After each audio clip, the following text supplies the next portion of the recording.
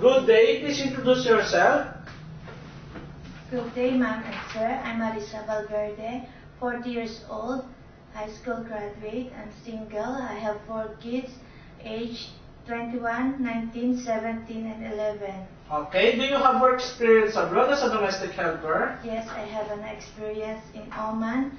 I finished 8 years and 4 months. Okay. What are your duties and responsibilities in your previous employer? My duties and responsibilities is take care newborn baby. What the ages? The ages is 9 months old and 3 years old baby, kids and 4 kids. 4 years kid. And?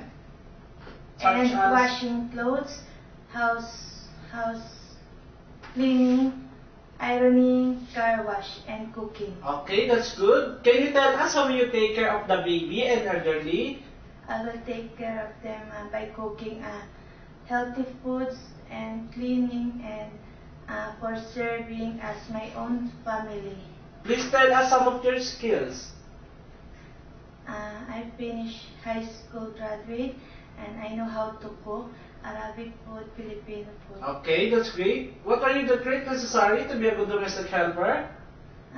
To be hardworking, honest, God-fearing.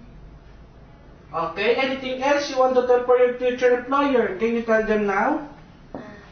I promise I finished my 2 years contract and thank you very much. God Thank you bless. so much.